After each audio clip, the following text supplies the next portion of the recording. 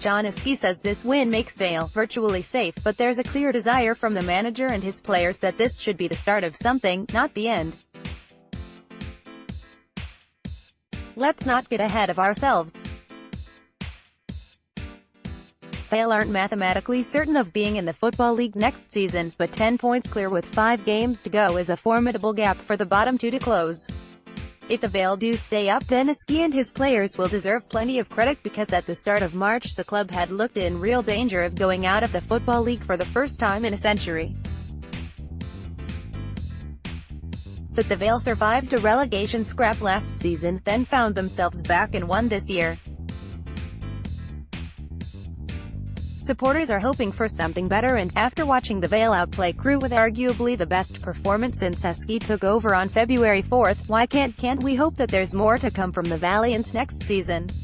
Educate me, is that a league double? Crewe, Port Vale fans on 1-0 win. There are hurdles to be navigated, of course. The club isn't sold yet, although the joint statement from the club and Carol and Kevin Shanahan last week announcing they are in exclusive talks to buy it, suggested we could have popular owners by the summer.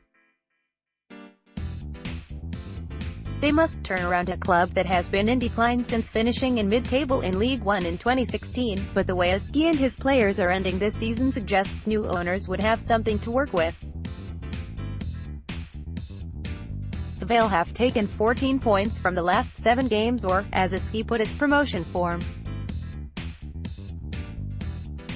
That doesn't mean the Vale should be expected to achieve that next season. Frankly, after the last 3 years, a campaign free of relegation worries would be achievement enough. Sky Bet EFL League 2, Port Vale v Crewe Alexandra. Port Vale Supporters Club chairman Mark Porter, arms raised, celebrates at the final whistle, but the way Askey has transformed not only results, but performances too, have suggested he can make genuine progress with this club given a summer to work on the squad. Let's face it, he's already made remarkable progress.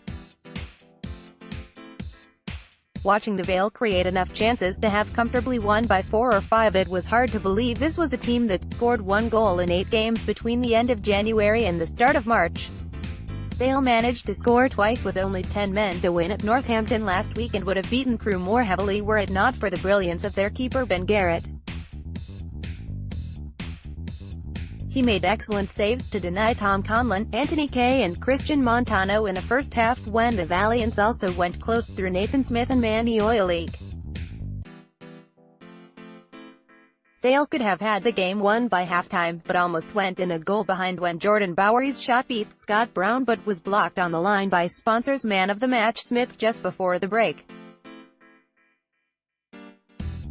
Crewe's revival in the closing stages of the half threatened a far more even contest after the break, but instead Askey's side resumed control but were frustrated when Montano was denied by Garrett and Kay fired just wide as the visitors clung on. However, their resistance ended on 78 minutes as they were finally beaten by their former striker Tom Pope, 10 minutes after he had come on for Ricky Miller. Mitch Clark's ball to the back post dropped to Christian Montano, who drilled it across the area, finding Pope, who whipped the ball left-footed across Garrett and into the far corner. The goal took the striker to goal number 101 in a Vale shirt and took his team to a league double over the Alex, following that 1-0 win at Gresty Road in September. Sky Bet EFL League 2, Port Vale v Crewe Alexandra. Goal 101 for Tom Pope as he celebrates with Luke Cannon. Pope quite rightly praised Miller on social media after the game, pointing out that the striker had run himself into the ground before Pope came on to grab the goal in the glory.